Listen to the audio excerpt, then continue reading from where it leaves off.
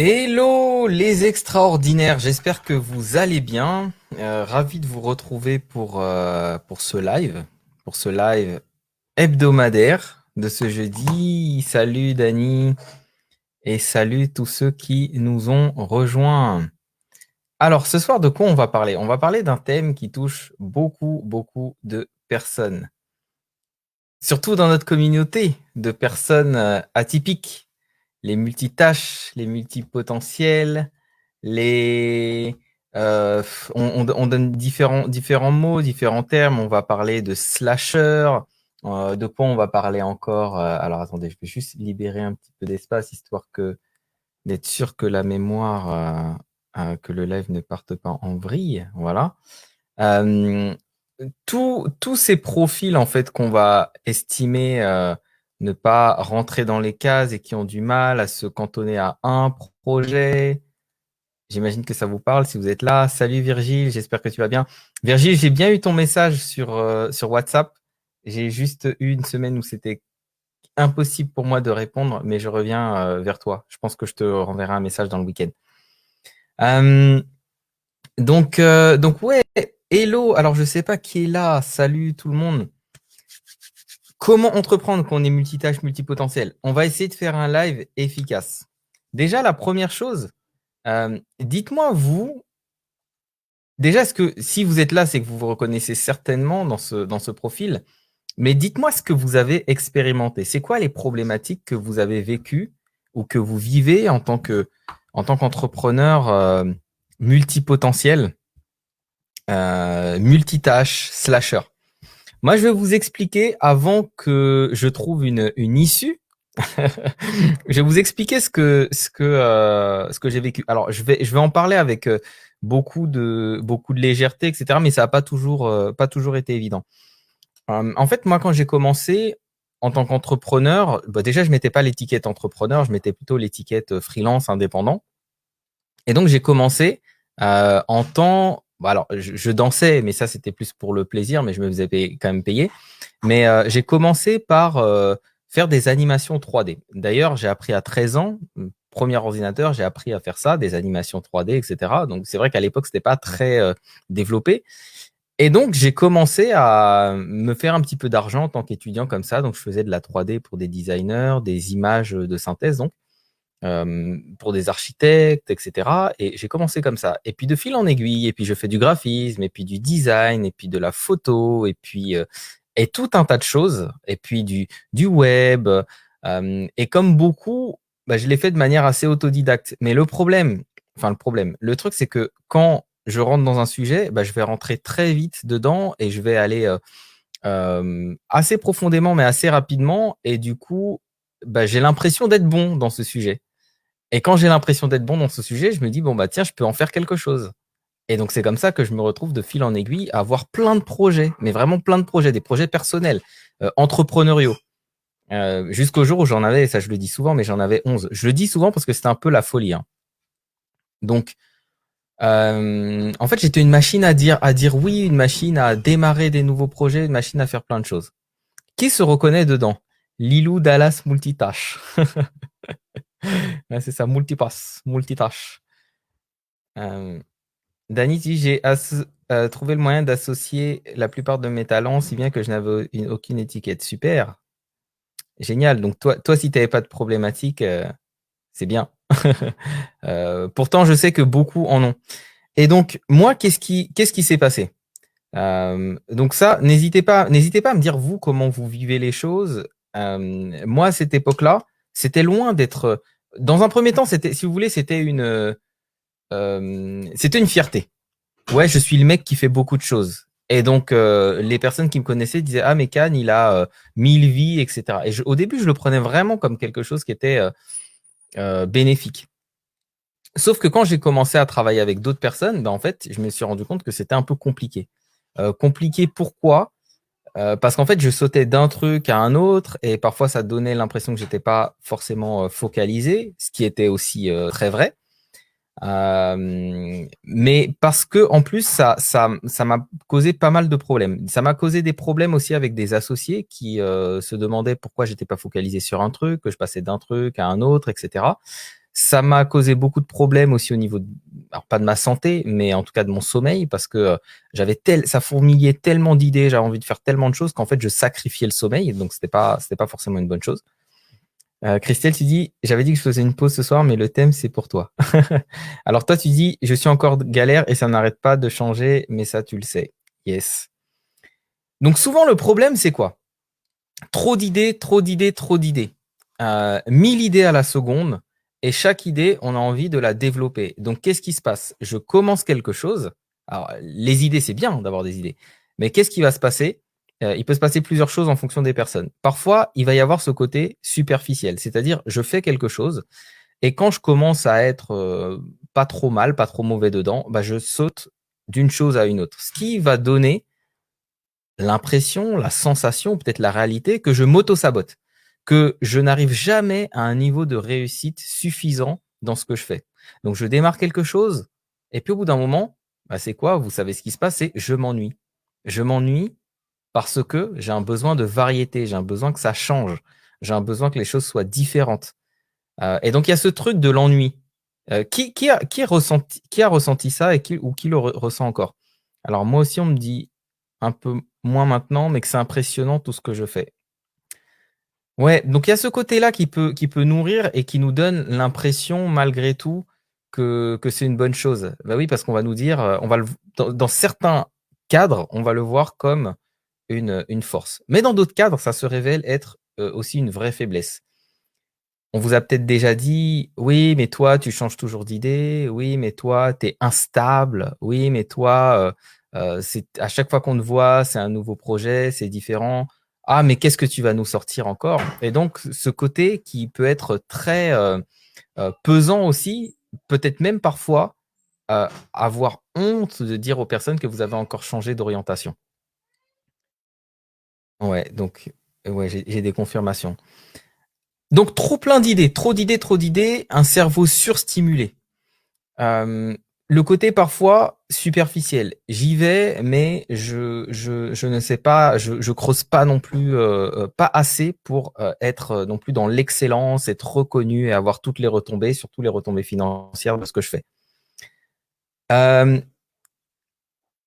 L'ennui, comme je le disais tout à l'heure, abandonner rapidement. Je commence quelque chose et j'abandonne rapidement. Pourquoi? Parce que je m'ennuie, parce que je suis plus dans l'innovation, parce que dès que je commence quelque chose, bah, au bout d'un moment, j'ai l'impression que j'en ai fait le tour trop rapidement et je lâche. Et la difficulté à choisir. Il y a tellement de possibilités, tellement de choses qu'on peut faire, tellement de choses qu'on peut accomplir, et donc du coup, il va y avoir cette difficulté à choisir. Alors, Mino, tu dis, je m'ennuie assez vite, j'aime beaucoup lancer des nouvelles idées, mais je n'aime pas les maintenir. Yes. Hey Xavier, comment tu vas? Ça fait plaisir de te voir. Totalement. Pour ma part, trop éparpillé, trop influençable, pas assez centré, ancré. Si vous voulez que je vois pas juste vos commentaires, mais surtout votre trombine, streamyard.com/Facebook. Ok, il y a effectivement des choses qui résonnent. Donc en fait, c'est quoi la conséquence? Alors, je vois carrément, je suis en train de créer mon programme d'accompagnement, j'ai mis l'idée, du coup, j'ai commencé plusieurs modules, le lancement est dans 10 jours et rien n'est fini. Ah, alors c'est intéressant, alors je continue à lire vos commentaires. Sally, alors Dani qui dit: «Mais pourquoi choisir?» Effectivement, on va en parler.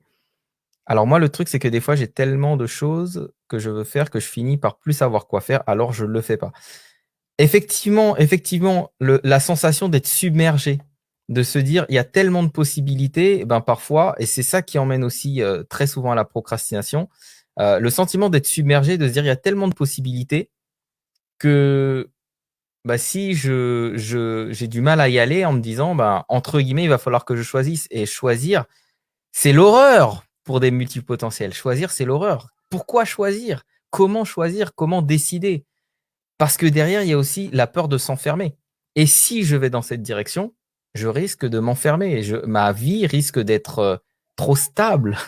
Justement, ce qu'on cherche, c'est la variété. Et Tony Robbins, il parle des différents besoins, et dans certains des 6 besoins qu'il met en avant, il met le besoin de variété, qui est à l'opposé du besoin de certitude.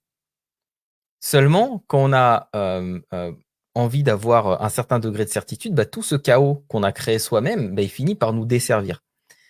Donc c'est ça le gros challenge. Comment est-ce que je trouve de la certitude dans mon chaos? Comment je trouve de la certitude sans m'enfermer? Comment je trouve de la certitude? Donc construire, parce qu'il faut de la certitude pour construire. On ne construit pas sans un minimum de certitude. Les certitudes, c'est quoi? C'est pouvoir mettre des fondations, c'est la solidité, c'est la structure. Et justement, quand on cherche tout le temps à faire quelque chose de nouveau, c'est un peu comme si vous commencez les fondations d'une maison et puis ensuite vous les arrêtez et puis vous allez ailleurs, vous commencez les fondations de notre maison et vous vous arrêtez et puis vous faites encore les fondations de notre maison et au final, vous n'aurez jamais construit une maison. Donc il y a cette angoisse de s'enfermer, mais en même temps, la tristesse de ne pas réussir à construire quelque chose. Est-ce que ça vous parle, ça aussi? J'ai démissionné plusieurs fois au bout d'un an, j'avais le sentiment d'avoir fait le tour. Quelquefois, je me sentais sous-exploité intellectuellement. Personne ne comprenait le fait que je lâchais des CDI.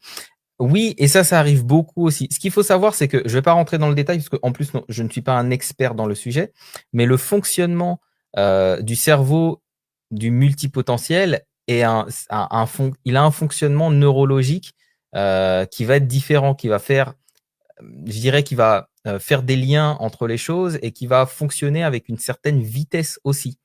Ce qui peut donner l'impression que ça va pas assez vite, que les autres vont trop lentement. Et d'ailleurs, ceux qui connaissent leur human design, la plupart des personnes qui sont générateurs manifesteurs sont de vrais multipotentiels. Ah, Sarah, t'étais en anonyme. Yeah, Sarah, j'espère que tu vas bien. Ça fait plaisir de te voir. Virgile, tu dis, je peux ressentir certaines choses, mais je ne sais pas si je peux parler de multipotentiel ou ce genre de terme pour moi. Je me reconnais sur la stimulation, j'ai des idées que je mentalise beaucoup, très éparpillées aussi, mais j'ai tendance à abandonner avant de passer à l'action sur une majorité de choses. Trop de mental, je pense. Euh, Virgile, je ne sais pas si tu as remarqué, mais dans les lives, j'emploie quasiment jamais des termes qu'on associe aux atypiques. C'est-à-dire, je ne parle pas de multipotentiel, je ne parle pas de zèbre, je ne parle pas de HPI, je ne parle pas de HPE, je ne parle pas de TDAH, je ne parle pas de 10 quoi que ce soit. Pourquoi? Parce que ce sont des termes qui peuvent être très enfermants ou autistes aussi d'ailleurs, Asperger, tout ça. Je ne parle pas de tout ça parce que ça peut être des termes qui sont très enfermants. J'en parle ce soir plutôt, c'est pour ça que vous avez vu dans le titre, je dis multitâche, multipotentiel. Il y a des gens qui vont se reconnaître dans le terme multipotentiel ou pas. En fait, on s'en fout des termes, Virgile. Et si que tu te sentes multipotentiel ou pas, c'est même pas le plus important. C'est est-ce que tu en as les caractéristiques? Voilà. Euh, multitâche. Ouais. Mino qui dit renoncer aux opportunités, c'est difficile. Ne pas choisir est un choix, exactement. Ça me donne envie de pleurer. J'attends tes solutions à tout ça. Et Mino dit attends. Hop, ça explique que mon amoureux fasse tout à 2 à l'heure parce qu'il se sent submergé pour tout. Peut-être qu'on peut mettre ça sur un TDA, je sais pas, mais ça lui ferait du bien de comprendre aussi, je pense. Oui, peut-être. Ce que je trouve bien avec les étiquettes, c'est que quand on en a une, ou quand on commence à, en fait, une étiquette pour moi, c'est pas important. Ce qui est important, c'est de savoir dans quelle direction regarder. Quand je commence à regarder dans de nouvelles directions et je comprends que j'ai un mode de fonctionnement qui est pas le fonctionnement de Monsieur et Madame tout le monde, moi, ça m'a apaisé de comprendre, même si j'en avais fait un rejet au début, ça m'a apaisé de comprendre que j'étais au potentiel. Et après, peu importe la distinction, souvent les HPI sont des HPE qui sont enfermés dans le mental, donc des émotionnels avant tout. J'ai pu comprendre mon rapport au monde, j'ai pu comprendre pourquoi je fonctionnais d'une certaine manière, j'ai pu comprendre, etc., etc. Donc, souvent, ce que ça emmène, c'est beaucoup d'auto-sabotage. Beaucoup d'auto-sabotage. Pourquoi? Parce que il va y avoir cette capacité à démarrer les choses, mais au bout d'un moment, à les arrêter pour lancer quelque chose de nouveau, parce qu'on a un besoin aussi à nourrir, c'est cette stimulation, ce besoin de variété. Ça peut être la procrastination qui peut montrer le bout de son nez. Pourquoi? Bah parce que choisir, ça peut être compliqué. Et de se dire, tiens, je vais devoir choisir, mais choisir entre quoi? Et donc, du coup, c'est plus facile de ne rien faire que de s'engager et de s'enfermer. Maintenant, là, on a parlé de ce qui peut représenter des challenges. Avant d'aller plus loin, ce que j'aimerais aussi vous mettre en avant, ce sont les belles qualités qu'il y a derrière. Parce qu'on parle souvent des challenges du multipotentiel, des challenges des personnes qui sont slashers, entre guillemets. Et ce qu'il faut dire, c'est que le monde, et en particulier nous en Europe, n'est pas forcément adapté aux personnes multipotentielles. Et je vais vous expliquer très rapidement pourquoi. Il se trouve que dans le système, tout le système est basé sur justement ce choix, ou je dirais plutôt l'illusion de choix, jusqu'à il n'y a pas très longtemps. Ça veut dire quoi? Ça veut dire que vous allez rentrer à l'école et que à peu près, je dirais, vous êtes tranquille à peu près jusqu'à en primaire et encore, parce qu'on va quand même vous demander certaines choses, mais dès le collège, on va vous demander quasiment de vous spécialiser. Ensuite, le lycée, n'en parlons pas. Et vous allez devoir faire un choix. Imaginez l'angoisse de demander à un gamin de 14 ans, 15 ans, tu vas choisir la branche dans laquelle tu vas faire ce que tu voudras faire pendant toute ta vie. Mais c'est un truc de fou. Ça, c'est vraiment un truc de fou. C'est-à-dire qu'une personne, parce qu'elle a des bons résultats, on va dire, bon, bah tiens, toi, tu vas aller devenir ingénieur et tu vas aller sur cette branche et t'enfermer dans cette branche. Mais peut-être que, oui, elle a de très bons résultats en maths, mais alors ça, j'en ai connu et puis j'en ai accompagné. Tu as de très bons résultats en maths, mais en fait, tu as une sensibilité, tu aimes bien la musique, tu aimes bien l'art. Et si on t'avait laissé l'opportunité de pouvoir explorer ça, tu pourrais aussi le faire. Donc en fait, c'est un peu comme une cocotte minute qui à un moment a besoin d'exploser et d'aller explorer. Donc ça veut dire on va aussi nous enfermer. On va beaucoup nous enfermer. On va dire tiens, cet enfant c'est un enfant qui est par exemple créatif et on l'enferme dans un rôle de créatif. Cet enfant c'est un enfant qui est plutôt logique et matheux et on va l'enfermer dans un rôle. Donc en fait, très tôt on va nous enfermer dans un truc parce qu'on a besoin de nous mettre des étiquettes. Et vous le voyez, les adultes le font très souvent. Ah oui, ah bah tiens, ton fils, il est très créatif, ça va être un artiste. Et en fait, c'est bon, il a l'étiquette d'artiste, quoi. Donc, il a plutôt intérêt à être cohérent avec ça s'il veut faire plaisir aux adultes. Ensuite, dans le système scolaire, on va très vite choisir et très vite s'enfermer. Et vous voyez ce qui se passe quand vous voulez. Il y a des ponts qu'on peut pas faire, ce qui est absurde. Quand vous avez fait certaines formations, vous êtes allé dans certaines branches, vous ne pouvez pas aller dans d'autres branches. Ou alors, il faudrait recommencer tout un cursus quasiment à zéro. Donc, c'est vraiment pas fait pour les personnes qui ont ce besoin de variété et qui ont ce besoin d'exploration. Il y a un besoin aussi derrière, il y a un besoin d'exploration. Et ce besoin n'est pas nourri. Euh, alors,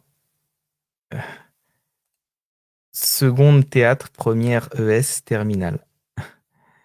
Ouais. Donc voilà, donc on va être enfermé dans des cases. Ensuite, qu'est-ce qui se passe? Quand vous commencez à prendre la voie, je dirais, du salariat, on va vous demander de l'expérience et vous avez plutôt intérêt à avoir l'expérience dans un même domaine. Donc c'est pénalisé, c'est vraiment pénalisé de ne pas, si vous voulez, avoir cette capacité enfin, ce qui est pénalisé, pardon, c'est d'avoir ce besoin d'exploration et de variété. D'ailleurs, les personnes ont souvent besoin de s'excuser, de s'expliquer sur le fait qu'elles aient un parcours avec des choses qui n'ont rien à voir. Et ces personnes-là, en général, ont du mal à trouver du boulot parce qu'on va dire qu'elles sont instables. On va vraiment les catégoriser comme quelqu'un d'instable. Vous le voyez en France, un acteur qui essaye de chanter, on va lui dire, mais qu'est-ce qu'il fout là? Un chanteur qui essaye d'aller au cinéma, on va lui dire, mais qu'est-ce qu'il fout là? Un entrepreneur, etc., etc. Par contre, aux États-Unis, vous allez voir, parce qu'il y a des choses qui sont culturelles. Aux États-Unis, vous allez voir très facilement, je sais pas, un acteur comme James Franco, qui est à la fois artiste, oui, bah, je vais parler de lui, qui est à la fois artiste, collectionneur, entrepreneur, philanthrope. Donc vous allez avoir des personnes comme ça. Vous allez avoir Ashton Kutcher, c'est pareil, qui est entrepreneur, qui est investisseur, qui est à la fois acteur. Vous allez avoir beaucoup de personnes comme ça, et c'est aussi culturel. Donc, nous, on est ici, on est en France, on a ce mode de fonctionnement, et on s'attend à ce que vous fassiez une chose. Sinon, regardez ce qui se passe autour de vous. On va vous dire, mais cette personne est instable. Donc, il y a une pression, une espèce de pression sociale qui nous pousse à fonctionner que d'un seul sens. Pourtant, on a des besoins. Et là, avant d'aller sur les besoins, je vais vous mettre en avant aussi certaines caractéristiques qui sont je dirais des atouts des multipotentiels. Donc, au lieu de regarder ça toujours selon l'angle de c'est un problème, on va regarder aussi en quoi c'est un avantage. Ouais, Virginie, tu dis idem pour la fonction publique. Effectivement. Effectivement. Donc, que savent faire les multipotentiels? Dites-moi selon vous quelles sont vos forces. Qu'est-ce que vous voyez comme force chez vous? Moi, je sais par exemple que les multipotentiels ont cette capacité à innover, cette capacité à tisser des liens parfois entre des choses qui n'ont pas de rapport les unes avec les autres, à faire des mélanges parfois hybrides, parfois des chimères qui sont hors du commun. Donc, on parle vraiment d'innovation. Est-ce que cette capacité, si elle est au bon endroit, elle ne peut pas justement être une vraie force? Cette capacité à explorer, cette capacité à chercher, cette capacité à faire l'expérience de plusieurs choses et cette capacité à innover. Donc déjà, on voit que cette qualité, si elle est mise au bon endroit, sachant, je vous donne l'exemple de Google. Chez Google, ils ont, je crois que c'est une journée par semaine ou une demi-journée par semaine, où ils peuvent faire tout ce qu'ils veulent. Mais vraiment tout ce qu'ils veulent, c'est explorer des choses, tester, etc. Alors vous imaginez bien qu'il y a des multipotentiels chez Google et qu'on se sert de leur multipotentialité pour inventer de nouvelles choses. Typiquement, Google Maps, c'est un projet d'une personne qui s'est dit tiens, je vais essayer quelque chose, etc. Et puis en dehors de son champ de compétences ou d'expertise, il est allé explorer quelque chose de nouveau et puis il a pondu un Google Maps. Donc il y a des entreprises qui vont savoir le valoriser, l'innovation, votre capacité à innover, inventer des métiers, ok. Ouais, l'intégration, intégrer rapidement un multipotentiel, il a cette capacité aussi, et c'est aussi une caractéristique neurologique, cette capacité à intégrer rapidement, à apprendre vite, à avoir une vitesse d'exécution, et c'est pour ça que parfois pour le multipotentiel, le temps dans sa tête va beaucoup plus vite que pour les autres. Et ça s'explique quand on observe le fonctionnement du cerveau, ça s'explique, donc ça va beaucoup plus vite. Donc là où la personne, je sais pas, il va lui falloir un certain temps pour faire les choses, le multipotentiel, ça va être câblé beaucoup plus rapidement, donc du coup, l'ennui va arriver plus vite. Et puis l'ennui, c'est aussi un fonctionnement asynchrone par rapport à l'environnement. Je vais plus vite que mon environnement, je pense plus vite que mon environnement, je crée plus vite que ma capacité à matérialiser. Donc il y a ça aussi. Il y a ce décalage entre ce qui se passe dans la tête et ce qui se passe dans la réalité. Ce qui peut même être parfois un vrai blocage. Parce que si ça va beaucoup plus vite dans ma tête et que je n'ai jamais suffisamment de rapidité à matérialiser, voilà. Mais derrière, qu'est-ce qu'il y a, il y a cette vitesse d'exécution, cette capacité à intégrer rapidement. C'est une qualité. Alors, Virgile, tu nous dis créativité, finesse dans la vision. Côté innovant, visionnaire, on peut dire ouais, instinctif. Effectivement, l'instinct, l'intuition, souvent l'instinct va être un atout chez les multipotentiels. Sophrologie, art-thérapie, guérisseuse, psychothérapie, écriture, thérapie, thérapeutique, ouais. Pas mal d'outils qu'on utilise tous les jours viennent des espaces d'expérimentation que certaines sociétés laissent. Elles ont compris l'économie en termes de prospective et de recherche et de développement. Exactement, exactement.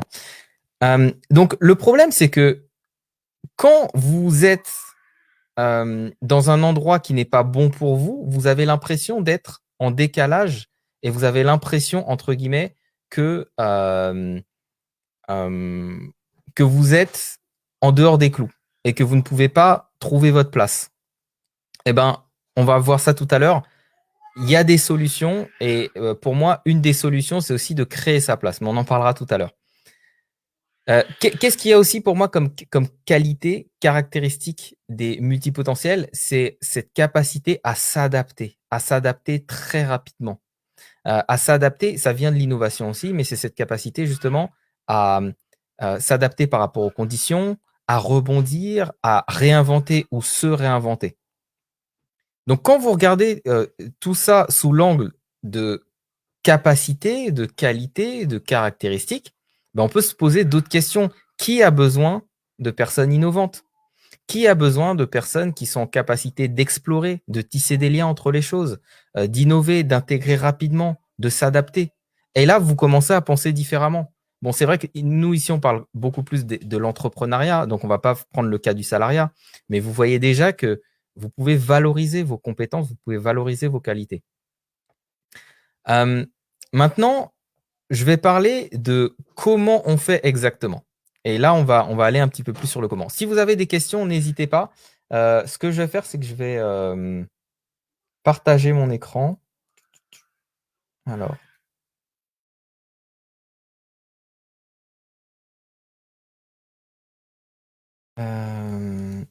Ok. Ah.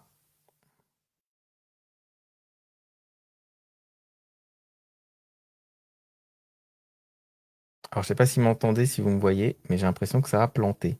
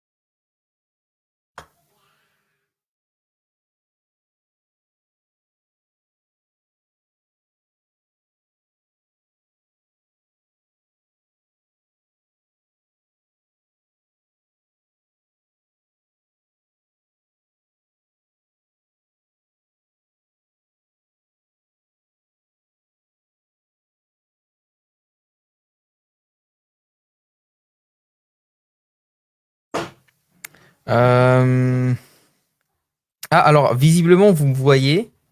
Moi, je ne vous vois pas. En fait, ça a planté. Ah,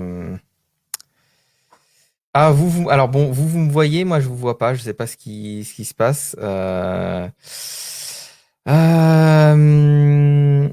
Bon, alors, bah, en tout cas, je peux pas, désolé, hein, je peux pas, pour le coup, je ne peux pas. Ah oui, vous me voyez et vous m'entendez aussi? Ah oui, d'accord. Ah, ça a l'air de repartir. Ah bah c'est bon. Désolé. Voilà, bon, ça a l'air de repartir. Ok. Bon, autant pour moi. Donc c'est bon, là, ça a planté pendant un petit moment et là, c'est reparti. Donc, alors attendez, hop. Juste parce que je vais faire des petits dessins et ce sera plus sympa avec des dessins. Voilà. Donc, il y a plusieurs possibilités. Et moi, si vous voulez, pour avoir accompagné beaucoup de personnes qui se sentaient justement bloquées en se disant, voilà, je suis multipotentiel, mais le pire qu'on leur ait demandé, c'est de choisir. Et moi, je fais partie de ces personnes qui pensent que se focaliser sur un projet, c'est mieux, mais quand on peut. Quand on ne peut pas, quand on a des besoins qui sont très différents, on doit trouver des solutions. Et il y a quelque chose qui est assez radical en général dans le milieu de l'entrepreneuriat. On va vous dire non, non, fixe-toi sur un seul projet. Si tu fais pas un projet, tu vas rater, tu vas pas réussir, etc. Dans la mesure du possible, je souhaite que les personnes se focalisent sur un projet parce qu'elles vont mettre toute leur énergie sur un projet. Mais parfois, vraiment, c'est pas possible. Et je pense que vous devez aussi trouver des personnes qui sont en capacité d'écouter ça, en capacité d'écouter votre besoin. Donc moi, j'essaye de faire partie de ces personnes-là. Et dans les personnes que j'accompagne qui ont ce profil-là, je vais leur proposer des solutions. Donc imaginez, il va y avoir plusieurs possibilités. Je vais vous mettre la première possibilité, celle que voilà qu'on voit. On va dire, allez, je vais partir des slashers. Donc, slasher ou slasheuse, c'est quelqu'un qui va faire plusieurs projets en même temps et qui va passer d'un projet à un autre, etc. et qui a vraiment, vraiment ce besoin de faire différentes choses, différents projets. Moi, ce que je vois, c'est 3 grandes possibilités quand vous avez envie de faire ça.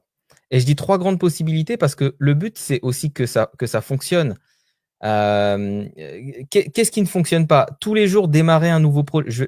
Alors, je vais faire juste un petit dessin très rapidement, mais imaginez si vous êtes là. Là, c'est vous en tant qu'entrepreneur d'un côté de la rive. Vous voulez aller de l'autre côté où il y a votre réussite. Peu importe ce que ça veut dire pour vous, hein, c'est argent, amour, tout ce que vous voulez. Bref, la réussite totale. Et imaginez qu'à chaque fois que vous essayez d'avancer, vous faites ça, vous arrêtez, vous faites ça, vous arrêtez, vous faites ça, vous arrêtez. Je pourrais continuer ad vitam aeternam, vous faites ça, vous arrêtez. Ben, en fait, vous comprenez bien que vous n'arrivez jamais de l'autre côté. Et c'est un petit peu, enfin, c'est pas un peu, c'est vraiment ce qui se passe avec la plupart des entrepreneurs qui ont ce profil multipotentiel. C'est le fait de démarrer une chose, de s'arrêter, de démarrer. Et en fait, il n'y a jamais, vraiment jamais, hein, et on peut finir sa vie comme ça, l'opportunité d'aller toucher cette zone où on est pleinement dans sa réussite. Maintenant, il n'y a pas qu'une manière de faire, et c'est ce que je vais vous montrer. Il y a différentes possibilités. Déjà, ce que vous pouvez faire, c'est identifier une personne ou un type de personne que vous voulez servir. Vraiment un type de personne que vous voulez servir. Et qu'est-ce que vous allez faire? Vous allez apporter à cette personne différents services de votre vie de slasher, de slasheuse. Ça veut dire quoi? Ça veut dire que, imaginons, par exemple, moi, je vais prendre les entrepreneurs parce que c'est une cible que je connais bien. Je vais prendre les entrepreneurs et imaginons que je suis quelqu'un qui adore faire de la photo et j'ai envie de proposer une expérience de transformation de photo où je vais révéler la beauté de la personne, où je vais lui faire en sorte qu'elle se sente lumineuse, voilà, belle, etc. Et puis ensuite, j'aime aussi voyager, j'aime faire de la vidéo, mais j'aime aussi voyager. Et j'ai vraiment cette passion pour le voyage. Donc, qu'est-ce que je vais faire? Je vais peut-être accompagner des entrepreneurs dans des séjours, dans des immersions, dans des trucs comme ça, ce qui me permet de voyager et ce qui me permet de filmer. Peut-être que ce que j'aime aussi, c'est le marketing ou j'en sais rien, ou peut-être que ce que j'aime, alors, je vais prendre quelque chose qui est peut-être encore un petit peu différent. Peut-être que ce que j'aime, c'est le yoga. Donc, je vais faire peut-être quelque chose toujours en lien avec ces entrepreneurs et leur proposer autre chose. Maintenant, est-ce qu'il y a moyen de trouver le point commun avec tout ça? Oui, il y a moyen de trouver le point commun avec tout ça. Déjà, le point commun, c'est la personne que vous servez. Mais cette personne que vous servez, et là, je vais vous donner un exemple très parlant, parce que c'est l'exemple d'une cliente qui accompagne un type de personne. Elle va aider ces personnes au niveau vestimentaire, parce qu'elle est passionnée de mode. Elle va aider ces personnes à s'exprimer par le dessin, par la peinture, par une expression artistique. Elle va aider ces personnes à s'aimer. Elle va aider ces personnes à mieux se comprendre, à trouver qui elles sont. Elle va toucher le même type de cible, la même cible, pas le même type de cible, la même cible, elle a la même liste d'emails et elle propose différentes expériences au même type de personnes. Mais par contre, il y a une cohérence. C'est que ce sont des personnes qui, dans leurs besoins, bien sûr qu'elles peuvent avoir besoin de ça. Alors, pas toutes. Elles peuvent avoir besoin de ça, elles peuvent avoir besoin de ça, elles peuvent avoir besoin de ça, mais ça répond aux mêmes besoins globaux d'un type de personne. Est-ce que ça vous parle? Est-ce que vous voyez déjà comment ça peut être possible? On va servir la même personne, mais sur des besoins différents. Comment on le définit d'un point de vue marketing? C'est une très bonne question. D'un point de vue marketing, forcément, ça rajoute de la complexité.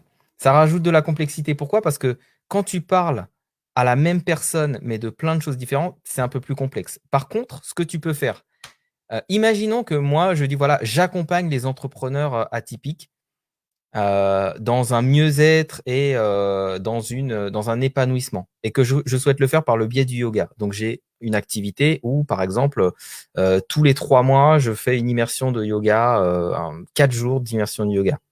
J'ai un programme d'accompagnement pour aider les entrepreneurs à développer un business épanouissant. J'ai un cours en ligne autour du développement personnel que j'ai fait une fois, mais ça m'apporte des revenus récurrents, etc. Ça, on va en parler tout à l'heure. Donc là, qu'est-ce que vous voyez? C'est que quand je fais ça, ben en fait, j'ai la même cible, plus ou moins. Je vais lui parler de choses qui sont différentes, mais par contre, je vais toujours servir un besoin. C'est son besoin d'épanouissement. C'est juste que le mode opératoire va être différent d'une manière ou d'une autre. Mais par contre, j'ai décidé qui j'allais servir. Et donc ça va m'apporter la variété que je souhaite. Je vais pas m'ennuyer parce que ça va nourrir différentes choses, différents besoins. Peut-être mon besoin de voyager, mon besoin d'être en connexion avec l'autre, mon besoin de sortir du bureau, mon besoin de voilà. Donc, au point de vue marketing, un type d'audience avec un gros besoin et ensuite j'apporte différentes solutions qui m'amusent en fait et qui m'animent. Donc ça, c'est une possibilité. Maintenant, on va parler d'une autre possibilité. La possibilité, c'est, par exemple, alors je vais vous montrer.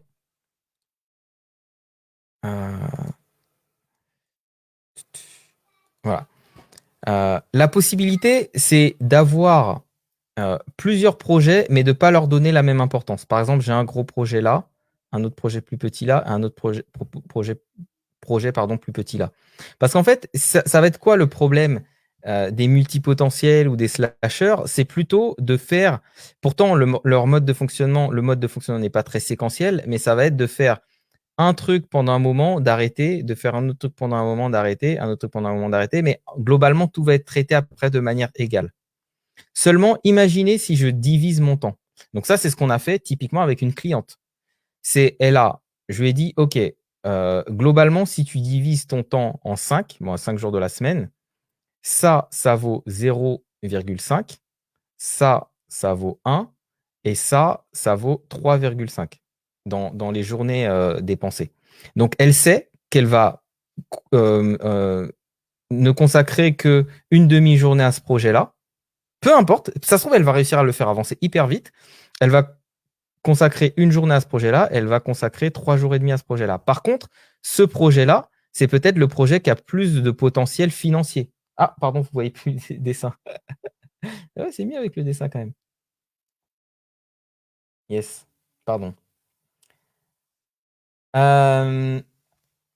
Donc voilà. Donc vous avez la possibilité de faire ça. Oui, Virginie, j'y viens. Par rapport à ta question, on y vient, tu verras. Donc vous avez cette possibilité-là. C'est je propose, pardon. Donc ce que je disais, je montrais. Donc je vais voilà. Donc ici j'ai un projet, c'est une journée max. Ici j'ai un autre projet, c'est une demi-journée max. Ici j'ai un projet, c'est 3 jours et demi. Donc là, qu'est-ce que ça veut dire? Ça veut dire que je cadre et j'ai la possibilité de travailler sur différents projets. Et ça se trouve, la demi-journée, c'est peut-être juste des projets exploratoires. Qu'est-ce que je peux faire en une demi-journée? Ça me fait 2 jours dans le mois et peut-être qu'en un mois, j'ai fait un mini-projet.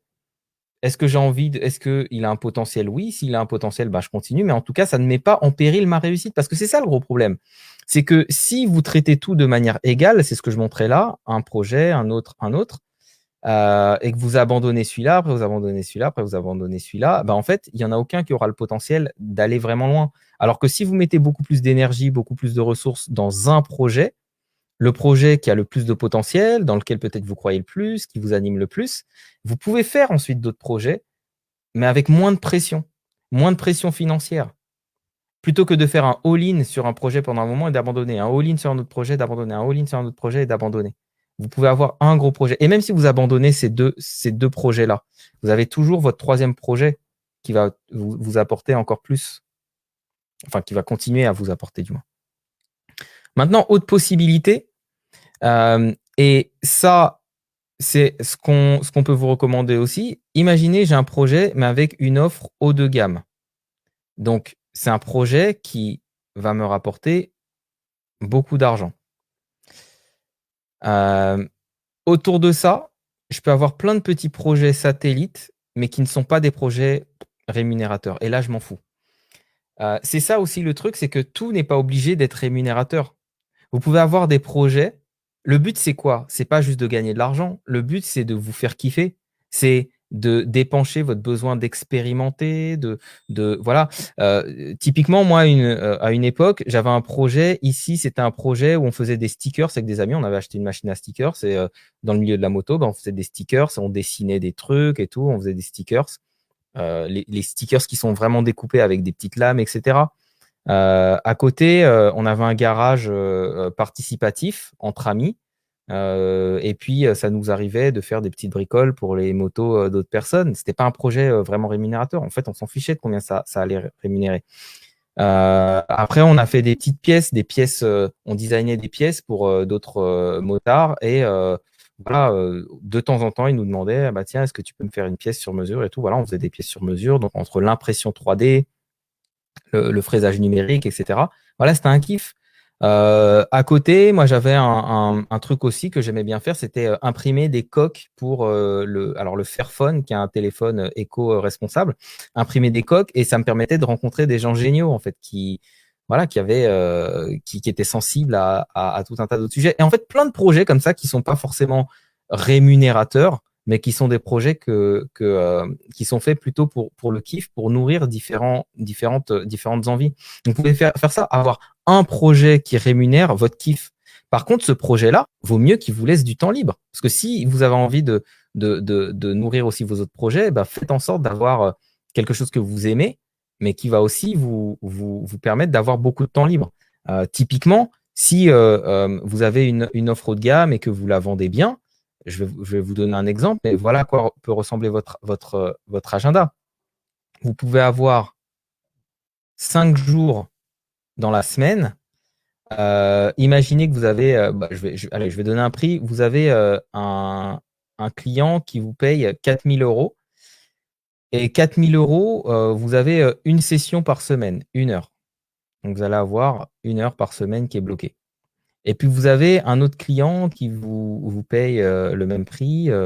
Bon, disons qu'ils ont payé chacun que 50% du montant et puis ils payent sur 2 mois. Puis vous en avez un autre qui, voilà, 1 heure. Et puis, vous en avez peut-être un troisième, 1 heure. Et c'est 1 heure par semaine. Et puis après, dans tout ça, vous avez peut-être le temps de faire un petit peu de marketing. Voilà, dedans. Voilà. Et puis, vous avez peut-être quelques appels, etc. Donc, vous vous retrouvez quand même avec beaucoup de temps libre, du temps pendant lequel vous pouvez faire plein d'autres projets. Et d'ailleurs, une cliente nous a dit un jour, oui, mais je me retrouve avec beaucoup de temps libre et je commence à m'ennuyer. Bah, je vais lancer plein d'autres projets. Ok, bah, lance plein d'autres projets, c'est cool. Une multipotentielle. Voilà déjà des solutions. Et ça, ce sont des solutions qui vous permettent de rester des slashers, de rester des personnes qui font beaucoup de choses sans pénaliser votre réussite financière. Parce que c'est ça le plus gros préjudice. C'est qu'à un moment, vous n'avez plus les moyens de kiffer et vous êtes obligé d'aller vous coltiner soit un boulot alimentaire ou un boulot que vous n'aimez pas et qui, au final, ne vous laissera plus le temps voilà, de kiffer.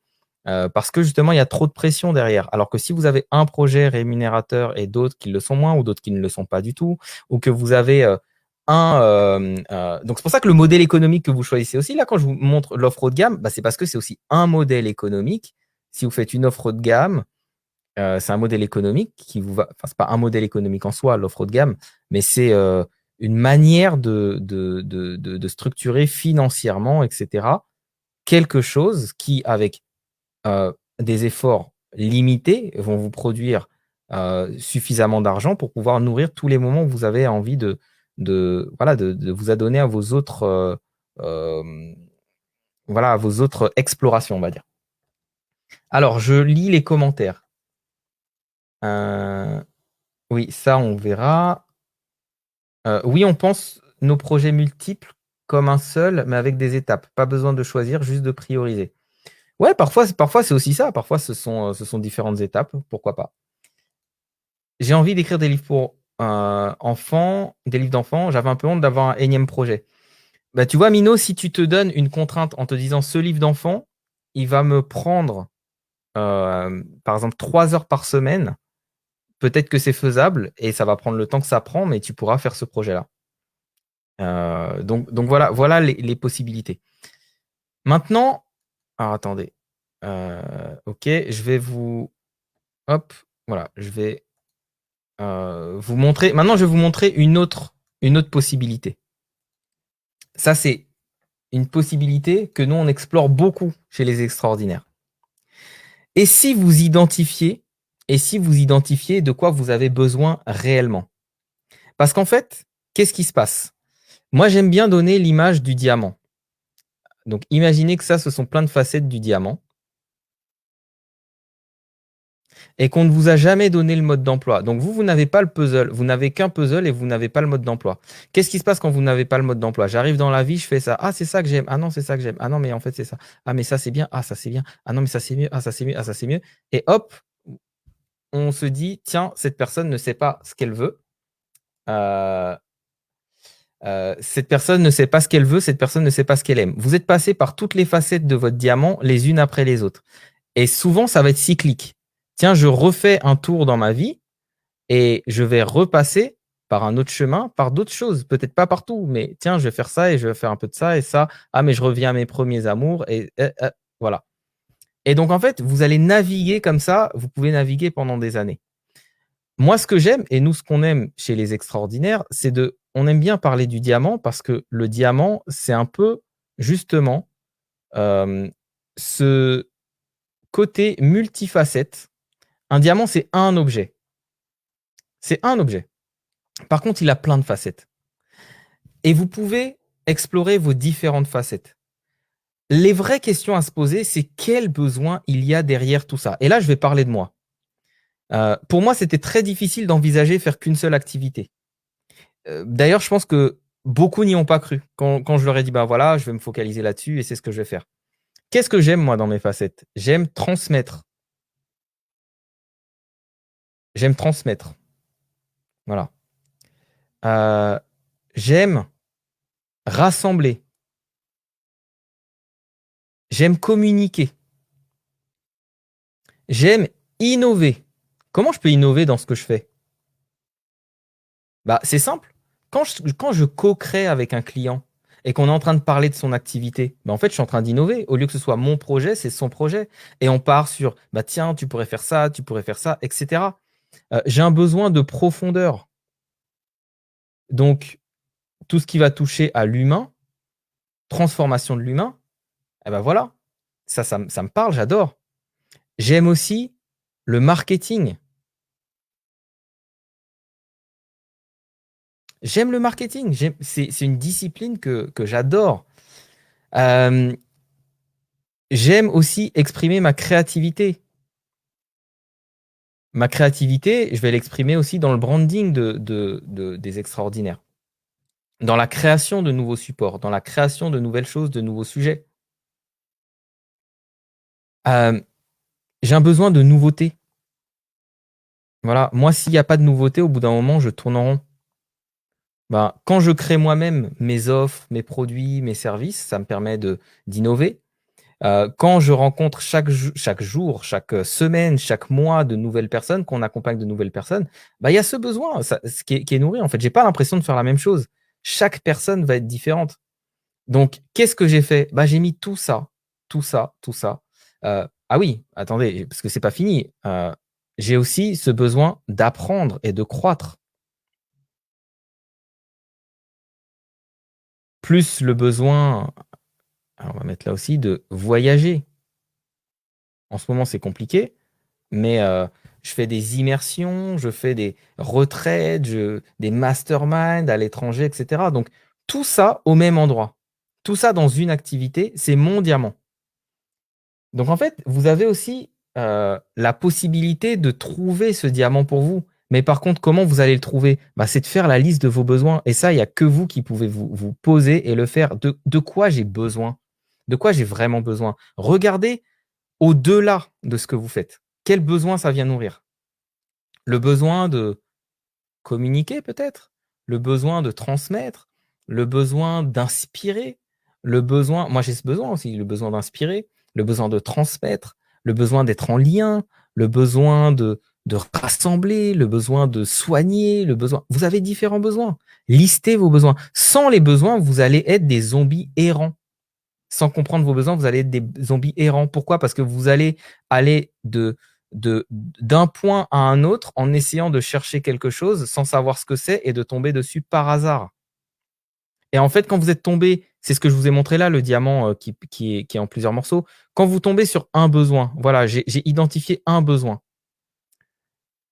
Mais vous n'avez identifié qu'un seul besoin, donc vos autres besoins ne sont pas nourris. Donc, quand vous avez besoin de nourrir un autre besoin, vous allez faire autre chose. Mais qu'est-ce que vous allez faire? L'erreur, c'est de tout plaquer parce que en général, ça a été concentré que sur un besoin. Et c'est l'erreur que j'ai faite aussi. Quand je ne faisais que du marketing dans mon agence, j'avais ce besoin, j'aime le marketing, j'avais ce besoin de nourrir ça. Quand je faisais plutôt de la création, vidéo, etc., c'était le besoin de créativité, qui était nourri aussi par la danse. Et du coup, ça nourrissait qu'un seul besoin à un seul moment, le besoin de croissance, d'apprendre, etc. Bah oui, parfois je l'ai fait en lançant des startups, mais je suis pas allé trop loin. Après, je suis sorti de ces projets-là parce que j'avais dépassé ce que j'avais envie d'apprendre là-dessus. Mais quand on a identifié ça, comment je peux tous les jours nourrir mon besoin d'apprentissage, mon besoin de transmission, mon besoin d'innovation, mon besoin de profondeur, mon besoin de créativité, mon besoin de nouveauté, mon besoin de lien, eh ben, je prends tous les ingrédients et je fais un bon gâteau avec. En fait, c'est ça que vous avez quand vous identifiez vos besoins. Vous listez tous vos besoins. Déjà, est-ce que vous avez conscience de vos besoins? Est-ce que vous pouvez lister, par exemple, 3 besoins? 3 besoins qui sont des besoins vitaux pour vous. Vous dites, si j'ai ça, je sais que ça m'apporte de la joie, que ça m'apporte du bonheur. Est-ce que vous pouvez lister 3 besoins? Juste 3 besoins. Chaque personne liste 3 besoins. Moi, je dirais, si je catégorise mes besoins, le besoin de transmettre, pour moi, il fait partie des plus importants. Le besoin de transmission et le besoin de communiquer avec profondeur. Donc, je vais mettre là. Voilà. Voilà. Donc ça, ce sont les besoins qui sont hyper importants pour moi. Le besoin de profondeur, je sens que j'ai un impact sur les personnes quand je suis dans cette profondeur. Je sens que ça touche à mon être, je me sens vivant. Donc ça, c'est un besoin humain, émotionnel qui est nourri. Besoin de créer du lien, authenticité, communiquer, pardon, pour Virginie, yes. Besoin de variété, de croissance, de transmission pour Xavier. Besoin de transmission, d'impact, d'inspirer pour Sarah, yes. Et la question, c'est encore une fois, comment est-ce que ces ingrédients-là peuvent être au centre de ce que vous faites? Olivier, besoin d'apprentissage, de transmission et de création, yes. Dany, transmettre, soigner, accompagner. Mino, besoin de contribution, de nouveauté, d'impact. Yes. Expérimenter, coopérer, innover. Yes. Virgile, j'étais pas au clair sur mes besoins, mais les facettes de ton diamant me parlent toutes. Ok. Principalement communiquer, réunir, impacter, plus nouveauté, profondeur. Super. Bah, tu vois, typiquement, quand tu vas observer ces besoins, pense, c'est là le challenge. Et je pense que c'est là où on a besoin d'aide. Et c'est pour ça que nous, on est là aussi, en tant qu'accompagnant ou accompagnant potentiel pour vous. Ou en tout cas, vous pouvez aller voir d'autres personnes, un coach, etc. Mais c'est comment mettre ces besoins en perspective avec qui vous êtes pour vous aider à trouver un projet ou à créer un projet qui vous convient. Parce qu'en fait, tout ça, et là encore une fois, l'impact et l'importance qu'on ait un profil atypique, qu'est-ce qui va faire que ça va perdurer? Parce qu'on peut se dire aussi, ouais, mais Can, je pourrais très bien nourrir certains besoins et ça va pas durer. Ben, en fait, il y a plusieurs ingrédients qui font que ça va durer. Déjà, que ça parte de soi. Ensuite, qui est du sens. Pourquoi est-ce que ça va être important? Si ça ne part pas de vous, c'est que ce n'est pas vous. Et encore une fois, ça va partir dans tous les sens et ça va retomber à plat. C'est quoi soi? Alors là, on a fait des lives, plein de lives là-dessus. Soi, c'est pas qui vous croyez que vous êtes, c'est pas qui la société a fait de vous. C'est le vrai soi profond, c'est votre âme, c'est votre être. C'est cette partie la plus vivante en vous, la plus vibrante. Mais si vous avez été, comme beaucoup d'atypiques, pendant toute une partie de votre vie, dans le je fais plaisir, je réponds aux attentes des autres, je me mets là où on veut bien m'aimer, et bien en fait, vous êtes vous voyez, c'est comme si, si on parle d'alignement, en fait, ça c'est votre avatar, donc qui vous croyez être, et vous vous dites, bon, bah, c'est bon, je crois que j'ai trouvé un projet qui est aligné. Et donc, en fait, vous allez créer cet alignement, voilà, entre être, faire, avoir. Mais en fait, le vrai vous, le vrai vous, celui que personne connaît, parfois même pas vous-même, il est là. Et donc, en fait, bah, vous n'avez rien aligné. Vous avez le faire et l'avoir qui est là. Et en fait, c'est pas aligné du tout. Parce que vous êtes ici. Donc, ça commence d'abord par un travail sur soi et par se connaître. Pourquoi est-ce que nous, dans tous les accompagnements qu'on fait, on fait un travail de compréhension de soi, on utilise des outils comme le Human Design, on parle de la zone de génie, etc. C'est parce que ça part de soi. Et soi, c'est aussi comprendre votre zone de génie. Si ça part de ma zone de génie, la zone de génie, c'est ce que vous faites sans effort, c'est vous. C'est qui vous êtes, c'est indéniable, c'est ce truc qui est en vous que vous transpirez, vous le faites sans vous en rendre compte, c'est la facilité absolue. Ben, à ce moment-là, vous n'avez plus besoin de chercher dans tous les sens. Vous allez commencer à faire partir de cette zone de génie différents types d'actions qui vont se transformer en une activité ou en plusieurs actions dans votre activité. Moi, l'une de mes zones de génie, c'est de trouver le potentiel chez les autres et de les aider à valoriser ce potentiel. Ça fait partie de ma zone de génie, donc ça, c'est visible dans mon activité. Ce qui est aussi dans ma zone de génie, c'est de déclencher des prises de conscience, d'élever des consciences. Donc ça, je le mets aussi dans mon activité. Ce qui est dans ma zone de génie aussi, c'est la communication, c'est de savoir communiquer, transmettre des idées avec enthousiasme. Donc ça, je le mets aussi dedans. Ce qui est dans ma zone de génie, c'est de pouvoir identifier des schémas, identifier des blocages et de pouvoir soit les faire voler en éclats, soit les contourner, peu importe. Donc, de comprendre le fonctionnement des choses, des gens, etc. Donc, je me sers de ça dans mon activité. Donc là, mon activité, il n'y a aucune chance, aucune raison qu'elle soit passagère. Et il y a beaucoup de chances qu'elle m'anime et qu'elle me nourrisse parce qu'elle est connectée à qui je suis, mais pas à qui je crois être, comme il y a quelques années, à qui je suis vraiment. Donc oui, ça nécessite une connaissance de soi pour que ça parte de soi. Et si vous ne vous connaissez pas, encore une fois, ce qui est le cas de, pour moi, la plupart des profils atypiques, je réexplique pourquoi, hein, je le dis souvent, mais souvent on ne se connaît pas parce que qui on est a dérangé. Trop sensible, trop ceci, trop cela, trop machin. Donc, étant enfant, on a juste compris ou cru comprendre que si on était trop, qu'on n'avait pas forcément l'amour des parents, parce que on n'était pas assez parfait, pas assez fort, pas assez. Surtout pour, je vais parler des petits garçons qui étaient très sensibles, qui pleuraient beaucoup. Bon ben, je suis pas assez fort, donc il faut que je sois fort. Donc je suis une autre personne qui dit je suis fort, dit je vais avoir d'autres comportements que ceux que j'aurais eu si j'étais pleinement moi-même. Je vais devoir faire plaisir. Donc tous les drivers, hein, sois fort, fais plaisir, sois parfait, etc. On a beaucoup de soi parfait. Donc, dans les gens qu'on accompagne, il y a beaucoup de soi parfait. Donc, enfant, j'ai compris ou cru comprendre que je n'étais pas accueilli, accepté tel que j'étais. Je deviens une autre personne, je m'adapte, je me suradapte. Et cette suradaptation, c'est le déni de soi. Et donc, vu que j'ai construit toute mon identité sociale, émotionnelle, parfois physique, parfois relationnelle, parfois même sexuelle. J'ai construit toute mon identité là-dessus. À partir du moment où j'ai construit cette identité là-dessus et que je vais essayer d'être en cohérence avec ces croyances, avec cette identité, je vais rester enfermé dedans. Et donc, je vais passer à côté de beaucoup de choses, à côté de ma zone de génie, à côté de mon vrai potentiel, à côté de mon vrai alignement. Et donc, je vais toujours tourner en rond, entre guillemets, comme un zombie. Mais quand j'ai commencé à comprendre, à toucher du doigt qui je suis, à être sur mon mode de fonctionnement inné, peut-être que c'est l'intuition, etc., ben là, je vais commencer à me connecter à d'autres choses et il y a d'autres portes qui vont s'ouvrir, mais des portes plus pérennes, des portes pérennes.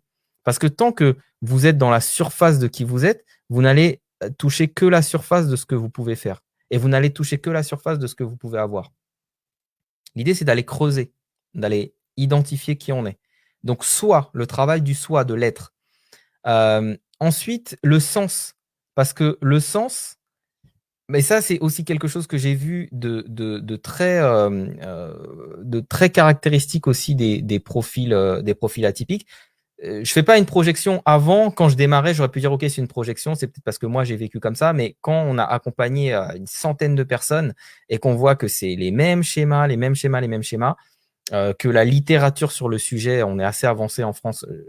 J'avais une Canadienne à la maison il y a quelques jours et elle disait à quel point elle, ça a été une révolution de comprendre qu'elle était au potentiel et par quoi elle est passée. Elle pensait qu'elle était folle, elle pensait qu'elle était bipolaire, etc. En fait, elle a compris vraiment son fonctionnement neurologique. Et en plus, après, bah, il y a tous les médicaments qui suivent, parce qu'on vous dit que vous n'êtes pas normaux. Euh, et donc, il y a ce besoin de trouver du sens. Et ce besoin de trouver du sens, c'est le besoin de profondeur, le besoin de lien, c'est de trouver du sens. Donc, quand vous avez trouvé du sens dans ce que vous faites, et ça veut dire vous connecter à quelque chose de bien plus grand que vous, de bien plus grand que vous. Quand vous avez trouvé du sens, c'est aussi là où il y a moins besoin de partir justement dans tous les sens. Parce que vous allez dans un sens. Ça va être quoi? Va être vous connecter à une vision forte. Après, bien sûr on peut avoir dépassé sa vision, et il faut en trouver une autre. Bon, on a eu le cas chez 2 clientes qui ont dépassé leur vision. Bah là, oui, on doit, c'est plutôt un bon problème à avoir, mais il faut retrouver une vision qui sert de moteur. Mais si j'ai une vision forte avec quelque chose qui a du sens pour moi, là, je vais pouvoir tenir beaucoup plus. Et là, je dirais juste que le travers du multipotentiel devient une force énorme. C'est au contraire cette capacité à activer tous ces potentiels dans un même sens, dans une même direction. Parce qu'en fait, ce qui va se passer, c'est qu'en général, voilà, souvent le multipotentiel, il va faire ça. C'est plusieurs choses dans plusieurs directions différentes. Maintenant, qu'est-ce qui se passe quand vous avez justement un, une vision forte et votre vision, elle est là. Elle est là. Hop. Oui, mon écran. Là, je me dis encore. Euh, donc, voilà, je montrais ça, je disais la vision, et là, je montrais partir dans différents sens. En fait, chez le multipotentiel qui n'a pas réussi à faire de ses différents potentiels une force. Maintenant, le multipotentiel qui sait faire de son potentiel une force, il va utiliser certains de ses potentiels, mais tous dans la même direction parce qu'il a une vision. Et la vision, elle est là. C'est une vision forte. Et vous imaginez bien que si je vous montre, là, j'ai fait 7 actions qui vont dans des directions opposées, mais si je les mets toutes bout à bout, vous voyez qu'on avance quand même beaucoup plus vite. Et on va aussi beaucoup plus loin. Et on n'a plus cette sensation de faire du surplace. Donc ça, c'est grâce à quoi? C'est grâce à une vision forte, se connecter à une vision forte. Euh, et c'est là où justement on se rend compte qu'en fait, ben, le multipotentiel, non, c'est pas quelqu'un qui est juste indiscipliné, qui n'a pas envie de réussir, qui est dispersé, etc. C'est quelqu'un qui a différents potentiels, mais qui ne sont pas canalisés. Et là, on va réussir à canaliser ces potentiels dans quelque chose de profond. Mais oui, ça demande de trouver du sens. Et euh, un multipotentiel ou n'importe quel profil atypique qui ne trouve pas de sens dans ce qu'il fait va toujours abandonner. Toujours, toujours, toujours abandonner. Baisser les bras, voilà. Il faut qu'il y ait du sens, de la profondeur. Et ce sens, bah, c'est votre vision. C'est vous connecter à quelque chose de plus grand. Parfois, et je vais faire un autre dessin. Parfois aussi, ce que j'ai remarqué, c'est que c'est pas que les personnes n'étaient pas assez bonnes ou je ne sais pas quoi. C'est alors, je vais faire un petit dessin un peu marrant. Euh, voilà.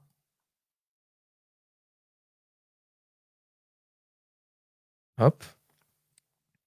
En fait, le problème, voilà le problème de beaucoup de multipotentiels, de beaucoup de profils atypiques.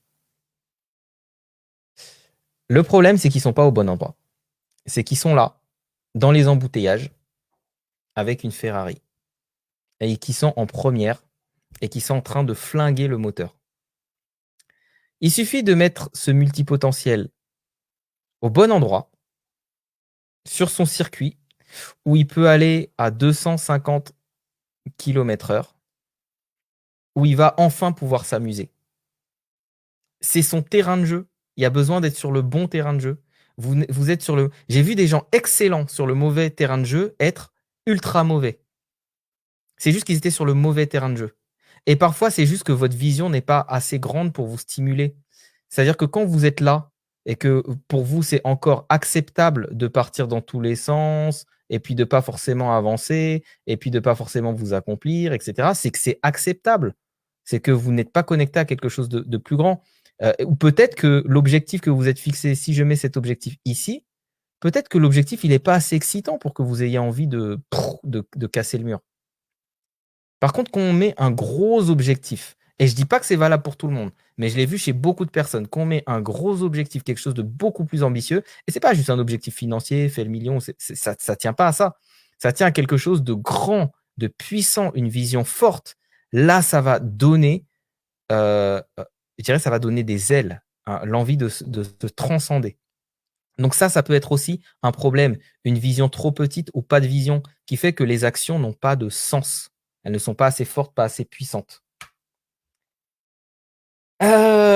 Qu'est-ce que vous pensez de tout ça? Qu'est-ce que vous pensez de tout ça? Comme d'habitude, j'ai pas toujours les points de vue conventionnels de vous dire, bah voilà, mais en tout cas, c'est toujours le fruit de mes expériences, de mes expérimentations, des accompagnements et de mes observations terrain. Alors, Virginie, tu dis ma problématique en image en couleur. Magnifique. Comment faire pour trouver cette vision forte au point de canaliser tous ces potentiels? Je ne sais pas qui a écrit, mais déjà, la première chose que tu peux faire, ce serait peut-être prendre un appel et qu'on en parle si on ne se connaît pas et si on ne s'est jamais parlé. Pourquoi? Parce que nous, c'est ce qu'on aide nos clients à faire. On les aide à trouver cette vision forte, on les aide à trouver une vision qui est calée sur qui ils sont. Je veux pas botter en touche, mais c'est pas quelque chose qui se fait juste en un claquement de doigts. Sinon, bah, je le donnerais ce soir si c'était en un claquement de doigts. Je serais ravi de vous aider à le faire. Mais trouver sa vision, ça va te demander beaucoup de choses en fait, parce que la vision, elle va venir de l'intérieur vers l'extérieur. Donc, il y a des leviers qu'on peut utiliser. On peut utiliser la visualisation, etc. Mais encore une fois, d'où viennent ces images que vous allez voir? Est-ce que c'est votre mental? Est-ce que c'est votre ego? Il y a un terrain à préparer. Et préparer ce terrain, c'est aussi apprendre à se connaître, mais à se connaître vraiment, le vrai soi, pas l'ego qui se met devant le vrai soi. Et j'ai rien contre l'ego, hein, l'ego, il est utile. Mais ça va être ça. Tant que vous ne vous connaissez pas, vous n'aurez pas accès. C'est comme si je peux mettre imaginez si je mets un masque. Enfin, imaginez, c'est pas dur d'imaginer en même temps en ce moment, mais imaginez si je mets un masque d'un autre visage. J'aurais beau venir devant vous, vous allez faire tout ce que vous pouvez, tout ce que vous voulez. Si je n'enlève pas le masque, vous ne saurez jamais quel est mon vrai visage. Et c'est exactement ça, c'est quand vous avancez dans votre vie avec le masque de l'adaptation, de la suradaptation, vous n'avez pas accès à ce qu'il y a derrière. Et ça demande d'enlever des couches, ça demande de comprendre son mode de fonctionnement, ça demande de comprendre des leviers de qui on est. Pour moi, c'est ce que je montrais tout à l'heure dans le dessin, ça part vraiment de soi. Sans une connaissance du soi, c'est pas possible de trouver vraiment votre vision, parce que votre vision, c'est pas juste une invention. Votre vision, c'est pas une invention, c'est quelque chose. Elle doit être sincère, authentique. Qu'est-ce qui se passe quand on a une vision qui est pas sincère et qui est pas authentique? Encore une fois, j'ai déjà accompagné des personnes qui avaient une vision qui n'était pas sincère et authentique. Ils ne le savaient pas. C'est juste qu'ils galéraient tellement qu'au bout d'un moment, pourtant, ils m'ont donné une vision qui me paraissait viable, crédible, mais c'est pas le problème. C'est que si cette vision, elle vient plutôt d'une projection de l'ego, d'un conditionnement, un conditionnement familial, sociétal, peu importe. Tant que ça viendra d'un conditionnement, cette vision ne sera pas authentique. La vision authentique, c'est celle qui est liée au vrai soi. Et quand vous avez une vision qui n'est pas votre vision authentique, alors parfois chez des personnes, ça se voit tout de suite, hein. J'ai eu une jeune femme qui est accompagnée par un coach qui a pignon sur rue. Elle me disait, Can, j'arrive pas trop à trouver ma vision avec mon coach, mais je sens que toi, je sens que c'est ton fer de lance, etc. Et on a parlé et je pose 2-3 questions, je gratte, mais en 2 secondes, je vois que sa vision, c'est pas péjoratif, enfin, si, un petit peu en fait. Mais c'est une vision en papier mâché, en carton-pâte, c'est un décor Disney. Il y a rien derrière. Il n'y a pas son âme derrière. Et donc, cette vision-là ne l'emmènera jamais, jamais, jamais au-delà de ses limites. Jamais. Donc, du coup, elle se heurte qu'à ses limites.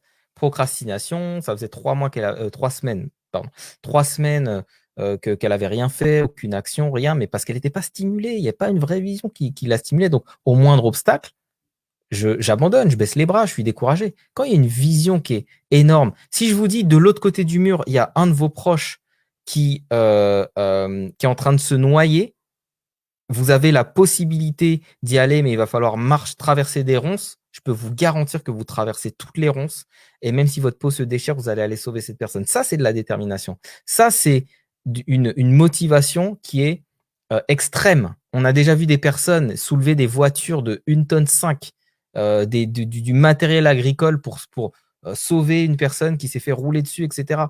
On devient surhumain, on dépasse ses capacités, on dépasse ses limites quand on est drivé par quelque chose de puissant, par une vision puissante.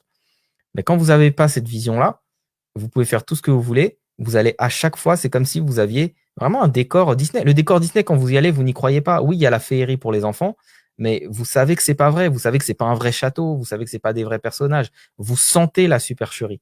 Pourtant, vous pouvez y aller un week-end. Mais si je vous demandais de vivre à Disney toute l'année, vous pèteriez un câble parce qu'il n'y a pas l'authenticité. Votre rêve, votre vision, si elle n'est pas authentique, c'est exactement ça, c'est un décor Disney. Et le décor Disney, il n'est pas suffisant pour que vous puissiez transcender, qui vous êtes transcender vos limites, dépasser la procrastination, etc.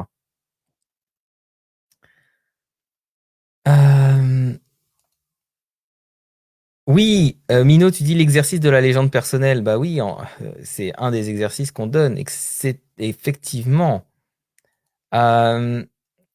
toute ton analyse visuelle en plus clair me secoue pas mal et me fait beaucoup de bien. En même temps, ça chamboule un peu.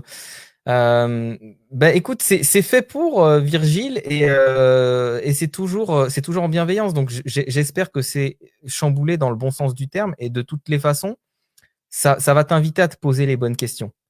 Où je suis, est-ce que je suis au bon endroit, qu'est-ce que j'ai envie de faire, qu'est-ce qui m'anime vraiment, qu'est-ce qui m'anime vraiment quand je sors des conditionnements, papa, maman, la société, plaire aux autres, pas décevoir, rentrer dans un rôle, le rôle qu'on m'a donné, etc., etc. Sortir de tout ça. Il y a un super exemple, Jim Carrey. Jim Carrey, pendant longtemps dans sa carrière, ça a été le mec, le drôle, le machin, et il était enfermé dedans. Et après, il a commencé à avoir d'autres rôles, des rôles plus profonds, etc. Et il est allé beaucoup plus loin dans son être. Et il a découvert d'autres choses. Et quand on le voit, il y a des gens qui pensent que Jim Carrey il est devenu fou. Il n'est pas devenu fou, il est devenu lucide. Il a compris qui il était, il a compris qu'il pouvait jouer, il a compris que la vie n'était pas si tragique que ça. Et malheureusement, bah, on a malheureusement qui se sont suicidés aussi des artistes, mais des artistes qui nous paraissaient voilà, joyeux, etc. Je pense notamment à mince, comment il s'appelle celui qui a joué Madame Doubtfire. Bon, vous allez retrouver son nom m'échappe là pendant une seconde. Mais il s'est suicidé et c'est quelqu'un qui extérieurement était bien, mais un vrai mal-être parce que il n'a pas touché aux vraies parties de son être à certains moments et il était dans un masque et dans le fait de plaire Robin Williams, pardon. Robin Williams. Non, pas Robbie Williams, ça c'est le chanteur. Robin. Robin Williams. Donc voilà. Voilà. Oui, effectivement, ça demande de se poser les bonnes questions, mais c'est une bonne chose, en fait, d'apprendre à se connaître. C'est une bonne chose d'enlever les masques. C'est une bonne chose d'aller derrière ses conditionnements. Et c'est un super chemin. C'est un chemin qui se fait pas forcément du jour au lendemain parce qu'on doit abandonner plein de peaux, plein de carapaces, plein de croyances sur qui on est, sur qui on croit être. Mais je vous garantis que quand on y est, ou en tout cas quand on a l'impression d'y être, c'est juste magnifique. C'est une libération. Et quand on libère, on a accès maintenant à de nouvelles choses. On a accès à ces vraies motivations, pas les motivations de surface. On a accès à ces vraies motivations, à ce qui nous anime. Ouais, si la vision n'est pas claire, on voit flou, c'est ça. Sarah, tu dis, d'entendre tout ça, ça me donne confiance pour le grand saut que tu viens de faire. Oui, Sarah. Sarah qui a fait un saut, le saut de la foi. Je pense, hein, je pense que tu fais partie des plus grands sauts de la foi qu'on ait vu dans le programme. Tellement tu es passé du tout au tout. pour t'écouter pleinement et c'est beau à voir cette liberté que tu t'es donnée. Donc voilà. Et oui, et moi je voyais pas que Nucia était là. Joyeux anniversaire Nucia, c'est l'anniversaire de Nucia aujourd'hui. Yes, je savais pas que c'était toi Nucia, regarde, je vois juste ça. Yes. Alors Virgile, tu dis oui dans le bon sens, ça met le doigt sur la base du boulot à faire sur moi. Ouais. Alors, je ne connais pas l'exercice de la légende personnelle, je connais sans savoir que ça a un nom. Dépressif mais mort d'un cancer, je crois. Non. C'est une pratique dans notre programme. Yes. Oui, c'est une pratique dans notre programme Alors, je savais pas qui c'était Céline. Enfin, je voyais pas son prénom, pardon. Oui, c'est une pratique dans notre programme. Donc voilà, bah écoutez, j'espère que ça vous a donné. Dites-moi quelles ont été les pépites. Comme d'habitude, toujours les pépites. Quelles ont été les pépites de ce live? Quelle est ta pépite de ce soir? Si tu souhaites prendre un appel pour qu'on échange, pour qu'on voit comment tu peux transformer ce côté multipotentiel qui peut-être te pèse en une force, n'hésite pas. Et c'est ça qui est intéressant, c'est qu'il y a toujours il y a pas qu'une seule manière de voir les choses. Vous avez vu, là, je vous ai montré, j'ai parlé de quatre manières d'aborder les choses. Mais c'est important d'avoir un plan. Parce que sans plan, pour le coup, vous allez tomber dans les travers qui sont ceux que vous connaissez. C'est celui de naviguer à vue, de sauter d'un truc à un autre, mais d'avoir un plan, de savoir pourquoi vous faites les choses et de comprendre quelle place a quelle chose dans votre activité. Typiquement, j'ai une cliente qui est top dans un domaine. Alors, je vais pas, bon, voilà, dans un domaine qui est un domaine plutôt, on va dire, très pragmatique. Elle est très bonne dedans et c'est son activité centrale. Après, elle a un domaine qui est plus spirituel. Et donc là, elle a une activité qui est dedans qui va lui permettre de. Voilà. Et ensuite, elle a un autre projet qui est un projet d'envergure. Bah, typiquement, là, on a divisé son temps et elle passe un petit peu de temps beaucoup de temps sur un projet, qui est le projet le plus rémunérateur, un petit peu de temps sur un autre projet et l'autre, c'est complètement freestyle. Ça veut dire que si elle a des demandes, elle prend. Si elle n'a pas de demande, bah voilà, il se passe rien et il n'y a pas d'attente. Et ça lui permet de vivre sa multipotentialité sans avoir de choix, sachant qu'elle a très mal vécu des accompagnements où on lui a demandé de faire des choix et on lui a fait comprendre qu'elle n'arriverait jamais si elle ne faisait pas un choix, etc. Ce qui est extrêmement angoissant pour une personne qui a besoin de cette liberté. C'est faisable. Par contre, ça doit être cadré. Et sans cadre, c'est très, très compliqué. La pépite, yes. Alors, les pépites. Avoir une vision suffisamment grande qui te motive vraiment pour atteindre le kiff de ta life. Ouais, ouais. Virgile, trouver son diamant, faire la liste de ses besoins pour poser une direction.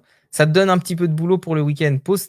Regarde, observe ce que tu as fait, observe pourquoi tu faisais ce que tu faisais et qu'est-ce qu'il y avait comme besoin derrière. Moi, c'est un exercice que je refais de temps en temps, toutes les quelques années. Je me repose de nouveau. Tiens, mes besoins. Est-ce qu'il y a des besoins qui ont évolué? Est-ce qu'il y a des besoins qui se sont amplifiés? Quand je suis devenu papa, il y a d'autres besoins qui sont nés, qui n'étaient pas là. Il y en a qui se sont amplifiés, qui avaient disparu. Voilà. Donc ouais, faire le point sur ces besoins. Pépite, si on procrastine, c'est qu'on n'a pas de vision assez forte. Oui, la procrastination, c'est pas un mal, c'est un symptôme. Et c'est le symptôme de beaucoup de choses. C'est le symptôme d'un manque d'alignement, c'est le symptôme d'un manque de vision, c'est le symptôme d'un manque de stimulation, en quelque sorte, d'un manque de sens. Virginie, moi, je veux un appel, je vais me mettre au clair sur tout ça, marre d'être dans le flou, envie de sortir de tout ça. Bah, toi, tu as mieux que ça, Virginie, tu as le programme. Et d'ailleurs, effectivement, il faut qu'on book notre premier. Alors, Virginie, bravo, Virginie qui a rejoint le programme mardi. Donc, bravo, Virginie. Et on se cale un rendez-vous qui colle avec tes dispo. Pépite, trouver ses besoins, son diamant. Yes. Christelle, faire la liste des besoins pour ne pas être un zombie errant avec deux enfants autour de moi qui font les faux zombies. C'est bon, le message est clair. Ah, génial, c'est toute la magie, la beauté d'être parent. Bravo. Ouais, la liste des besoins, la liste des besoins. Et n'hésitez pas à creuser dans vos besoins, hein, les besoins en surface, les besoins profonds. Et vos besoins, ils sont pas liés qu'à votre activité. Observez dans la vie de quoi vous avez besoin. Moi, je sais que ce besoin de profondeur, si quelqu'un me parle de la pluie ou du beau temps, du beau temps, si quelqu'un me parle juste des autres, me raconte des potins, franchement, mon seuil de tolérance, maintenant, il est quasi de 0. C'est-à-dire qu'au bout de 2 minutes, je fronce les sourcils, je regarde autre chose, je sors mon téléphone, je deviens extrêmement impoli. Mais c'est pas de ma faute. C'est juste que je ne supporte plus. Et donc, j'ai un besoin de profondeur, de créer du lien, de la connexion, de parler de choses qui ont du sens. Et ma tolérance, elle a vraiment, vraiment baissé là-dessus. Olivier, Pépite, ne soyez pas la guerrière sans combat qui va se bourrer la tête de barre en barre. Ah non, ça c'était le coaching de cet après-midi. Non, qui va se bourrer et qui en plus cherche la bagarre. Elle est guerre. Oui, ça c'est en coaching. Super. Eh ben, merci à vous. Ravi de vous avoir retrouvé, surtout pour ce sujet qui est important pour tout bon multipotentiel, toute bonne personne qui se dit être dissipée. Alors juste un autre truc. Quand je parle de besoin, comprenez aussi que quand vous êtes distrait, si vous avez du mal à vous concentrer, quand vous avez de la distraction, n'oubliez pas que c'est aussi une forme d'attraction, mais qui est sauvage.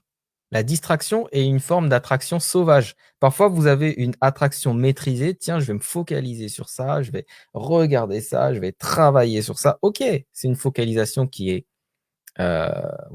maîtrisée. Et la distraction, c'est une focalisation qui est sauvage.